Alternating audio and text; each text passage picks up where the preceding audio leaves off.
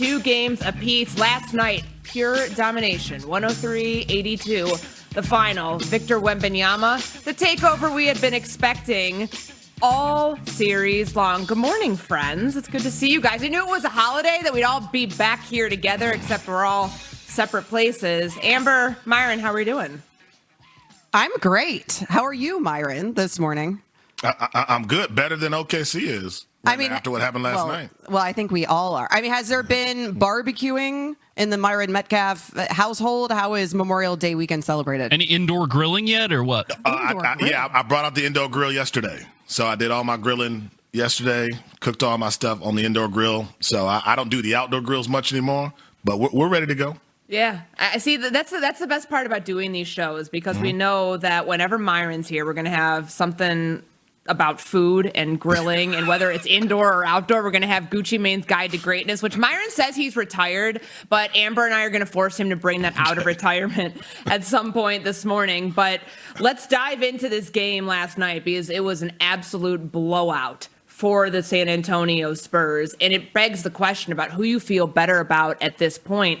Amber, the Eastern Conference Finals is going to be a wrap. That's over tonight. We'll get to that in just a little bit. But as you take a look at this San Antonio Spurs team that just from the jump punched the Oklahoma City Thunder in the mouth on Sunday night, it feels like we're going to have a series that goes 6 in the very minimum, but a series is probably headed towards a 7 games. Poor Cavs, just kicking them when they're down, kicking the Cavs fan. They wake up this morning, they're excited about Memorial Day, and then they hear that from Courtney Cronin. I'm not saying you're wrong, but what we are getting, we're all winners from what we're getting in the West, right? Because I agree with you, and I think when we went into this series, we thought that this thing was probably going to be a dogfight and that it was going to be a long series. And I felt like OKC played last night, Myron, like they also felt like it was going to be a long series. And actually, I feel like that swing has been happening throughout this series. Like, these teams come out, they play so hard, so up tempo, certainly in the beginning of the game. But last night, I felt like by that second half, OKC was thinking, all right, we'll have multiple more games to try to get this thing done, because this thing's going 7. And that's kind of the attitude, because the reality is, with how competitive both of these teams are and the greatness that we're seeing displayed and what we've seen in this series, especially from Wemby, but also from SGA and everybody else in their supporting casts, it has been one already for the books, Myron, and we're only through 4 games of this series. Yeah, they feel very evenly matched, and we saw that during the regular season. But it feels like it's just taken a lot out of both teams.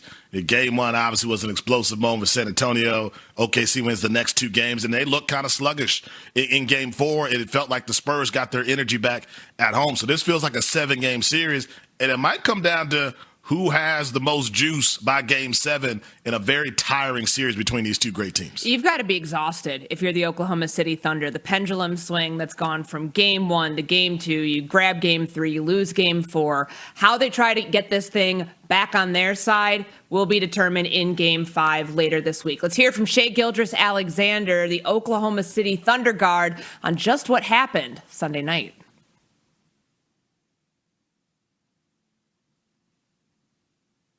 Yeah, they just punched us in our face early. It's 2 games in a row. They've come out the aggressors. Last game we were able to course correct. Tonight, we just didn't do so. Yeah, we gotta do a better job of starting the games.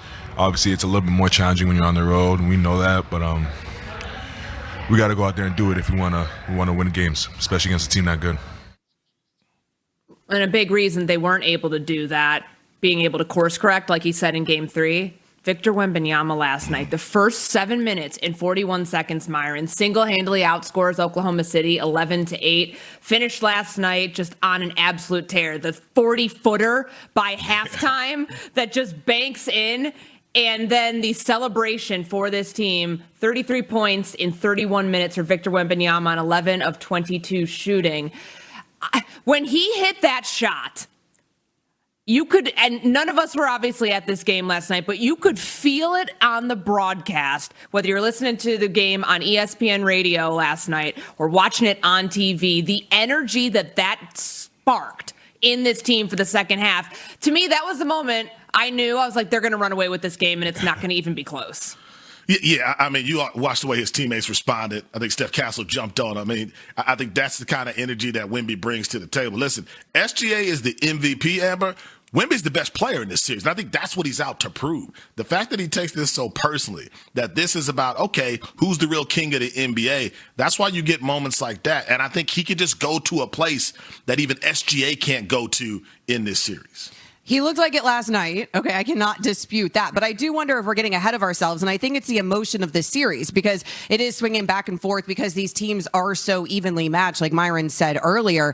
But the reality is, after game 3, we might have been singing a different tune because Wemby did look like, at one point in this series, I'm old enough to remember when Wemby looked like the minutes were adding up. And he's playing so many more minutes. And of course, we know playoff minutes are a lot harder than regular season minutes. He is playing so many more minutes, almost double what he's used to playing and averaging in the regular season. And so I thought in game 3 that was getting to Wemby. I thought I'm seeing the wear and tear a little bit on the Spurs and the up tempo. And hey, maybe we're all going to be right that you have to learn how to do it before you can actually do it. And then here we are in game 4, and now we're all saying Wemby's the best player and everything swung back that direction.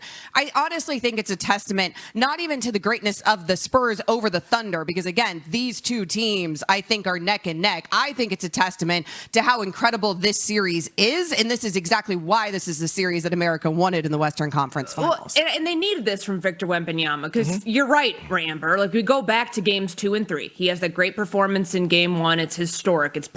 I think that's the best playoff game I've ever seen in the NBA, and I was at game 7 of Warriors and Cavs in 2016. So I hold that game in high regard. But then you take a look at what happened games 2 and games 3. It's a quieter set of games from Victor Wembanyama.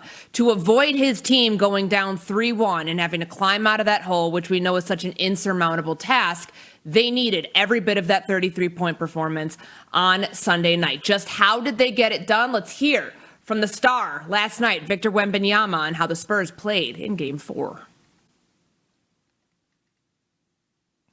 We didn't do nothing unexpected, but the truth is that we had never been in this kind of situation before. It was our first deficit in a playoff series, and we just responded, but it was nothing amazing. It wasn't magic.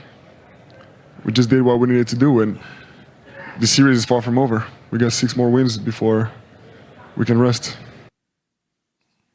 I like what he said there at the end. He's right. It is far from over, but it did nothing shy of amazing. I mean, can somebody give this man his flowers? One of you two, because I know he's not going to do it right now, Myron, but what he did was absolutely everything that his team needed, and it was absolutely the amazing adjective that he won't lump on his team.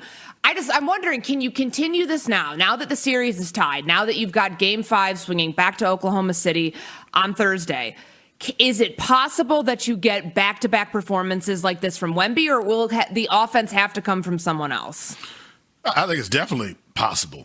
We talk about games 2 and 3. Remember, Wemby's worst nights are a lot of people's best nights.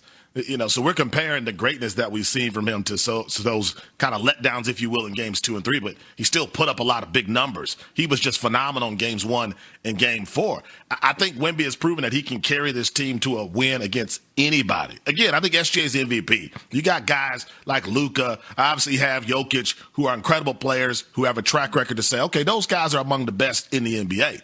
But the most talented dude in this league right now is what you're seeing is Wemby. And I think game by game, he's learning how to excel in the playoffs. He's never been here before, Amber, essentially is what he said. And game by game, as he gets more experience, we're just seeing him go up to a level that I don't think anybody in the NBA can reach. Wemby has a different definition of amazing than I do, because last night was amazing. That dude was amazing last night, to Myron's point. But again, let's not get ahead of ourselves too much, because yes, talent-wise, I mean, Wemby is the most talented player. I think we can already see it, right? Like, that man's the most talented player in the NBA. It doesn't mean he's the best right now, because there's a difference between talent and experience, and there's a difference between talent and executing that talent into an NBA title. And we have not seen him do that yet. We haven't even seen him win a conference finals. Heck, we haven't even seen him get this far, obviously, in a postseason before. And so there is a learning curve there, one that SGA has already tackled and conquered, and we know that that man is a champion. So it's entirely possible that we're having a completely different conversation after Game 5, where the Thunder, maybe they kind of took their foot off the gas pedal a little bit in the second half there last night because they thought, all right, we're going to have more games. We've got more shots in this series. This thing is going to go long. And that experience is on our side. And we did see that in the last couple games. So it'll be really interesting to see this whole experience, this journey with Wemby, because again, remember, he's a little bit ahead of schedule here, Courtney. I know we've been saying it over and over again, and maybe it sounds crazy for a player that's as talented as he is, but he is ahead of schedule. And I feel like we are seeing that learning process in real time. It's remarkable to watch. It's very fun to watch, but let's not forget this right now, today is still SGA's team, or SGA's league rather, until otherwise we're given notice. And I do like what you bring up, that I don't think anybody's trying to get ahead of themselves here. I think we like the fact that this is a series that's going to treat us to length, because otherwise we're going to be sitting waiting for another week and a half in this basketball purgatory until the NBA finals start, because the Eastern Conference finals could very well wrap up tonight. That's game 4 between the Cavs and the Knicks. In about 15 minutes, we'll dive into that matchup and what lies ahead for the Knicks in trying to close this thing out in Cleveland. But how this Spurs team responds, knowing that it's Tuesday and then it's Thursday, a chance to close out this series, to be able to go into the NBA Finals, to represent the West. It's the every other day nature that so far they've aced. They have been tremendous in dealing with that, because nobody on these teams, the core of this team is so young, no one has had that experience. The Oklahoma City Thunder have. They did it last year. They won a championship. What Victor Wembanyama is doing in being the catalyst for his team to be able to go back and forth night after night in these playoffs and give us performances like this, to overcome bad performances like the one that they had on Friday night when they got blown out, is truly something that has been incredible to watch. See, I'll give him his flowers. I'll say it's amazing. I'll say it's incredible. I'll give all the adjectives that Victor Wembanyama won't for the Spurs team, because it is giving us fantastic basketball, and that is all that we want as sports fans. We're just getting started here on Unsportsmanlike. Straight ahead, who would a championship be bigger for this year? The aforementioned Victor Wembanyama, or is it Shai Gilgeous-Alexander? That's coming up next. Amber Wilson, Courtney Cronin, Myron Metcalf in for Evan, Canty, and Michelle on Unsportsmanlike on ESPN2 and ESPN.